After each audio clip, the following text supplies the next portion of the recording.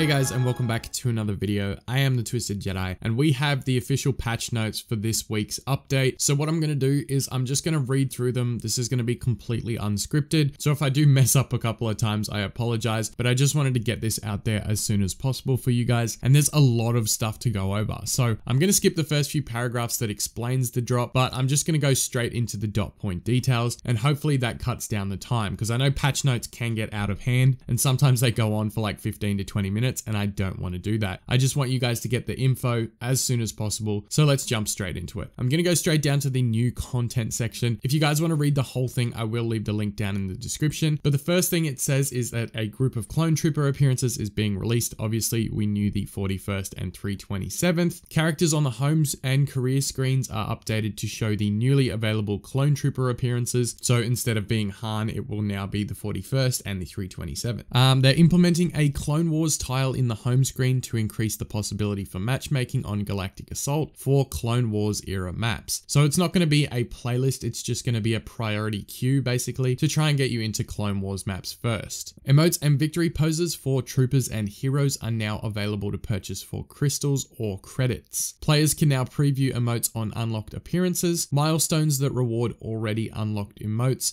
and poses will be providing credits instead. So a couple of changes there. We can now buy and preview emotes in the menus, so that's going to be cool as well, getting those that we don't already have. On top of this, the Palace Hangar on Naboo is now available as an additional map on Blast and Arcade. Mos Eisley has also been added to the map rotation of Hero Showdown, and Ewok Hunt has been made permanent under the operations menu. As far as quality of life changes, the end of round screen now features more details on the player's scoreboard placement, including overall scoreboard placement, objective score placement, combat score placement across teams, as well as acknowledging players who are part of the winning team. Now there's a bunch of hero changes in this. Each hero seems to have like one or two fixes, so I'm just going to breeze through them really quickly. Palpatine's basic attacks were not increasing the hold block stamina cost of lightsaber heroes, so it will now do that. And the issue of the area of effect for his electrocute ability would sometimes persist on the ground, so that's been sorted also. For Rey, her re-trigger of the inside ability, so she could use it straight after the other one without a cooldown, that has now been fixed as well. And Chewbacca has an issue fixed where the ground slam ability could defeat an enemy inside an AT-ST or an AAT, which is pretty funny. For Boba Fett, they improved the weapon sway for Boba's EE3, which is going to be really good because his blaster does have a bit of spray on it, so hopefully that sorts that out. They fixed a visual issue that would occasionally occur on characters frozen by Kylo Ren's freeze ability, and they also fixed an issue where players could occasionally remain stuck in Darth Vader's force choke animation, so that's really cool. I'm glad that Vader is going to be fixed. That's a huge problem at the moment, is being stuck in that choke animation. Pretty much guarantees that you're going to die. So I'm glad that that's fixed and it's not going to be happening anymore. For Darth Maul, they fixed several issues with the saber throw ability.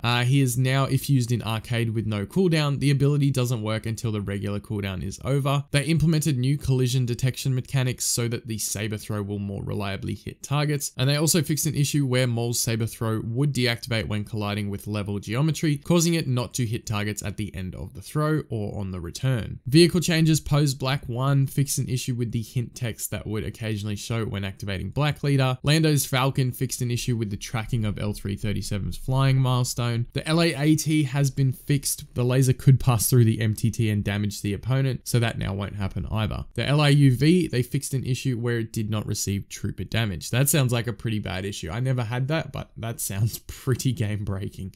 Classes and special units. The Wookiee Warrior, they have now fixed an issue where he was able to roll during the overload ability. So now there's no more rolly boys as a Wookiee with overload out. That's going to be good because that was a huge advantage for them. They also fixed an issue where the ion torpedoes were too strong against vehicles. I'm glad that's being fixed. The ion torpedo in one charge can take out an AT-ST and can take out the smaller vehicles really, really quickly as well. So glad that's being changed on top of it. There's a couple of game mode changes there. I'll let you guys go through those by yourself. If you want to check those out, go down in the description. A lot of map changes as well. So in order to keep this video short, I'm going to let you guys read through that down the bottom. So I'm just going to jump into the general improvements now. They say that they've fixed issues where players were occasionally getting stuck in the geometry of several assets visible on Jakku, Tatooine, Naboo, Kashyyyk, Kessel, and Crate. So it seemed to be happening on a lot of maps. They also fixed various collision issues with certain assets on Endor, Hoth, Starkiller Base, Death Star 2, Kamino, Bespin, and Jakku. So it's pretty much every map had an issue with that, and now it's been fixed, I guess.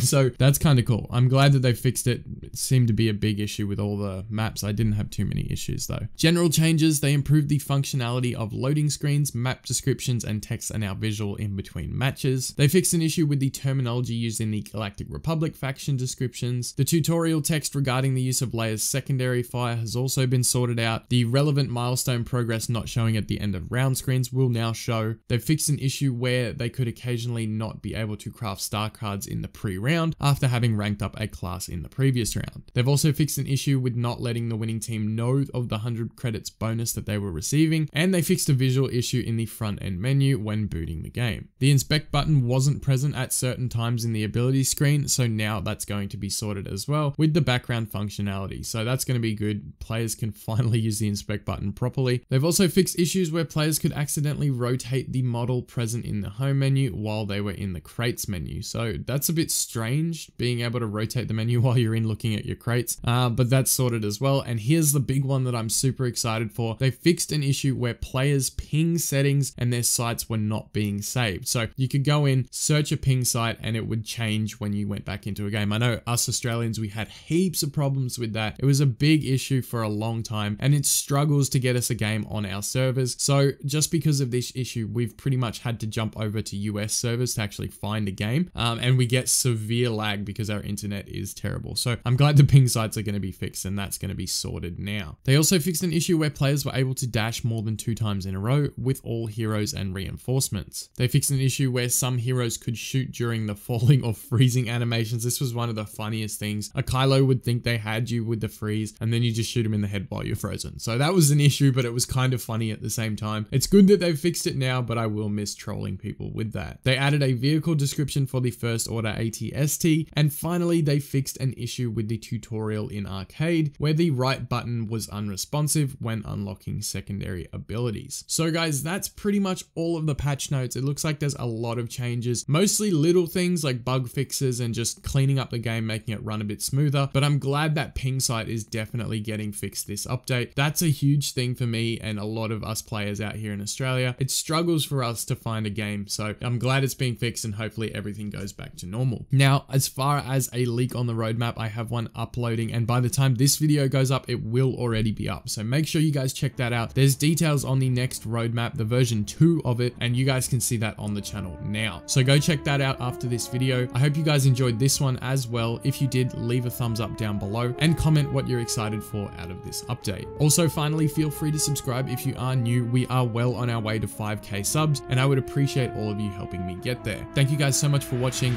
I am the Twisted Jedi, and may the Force be with you always.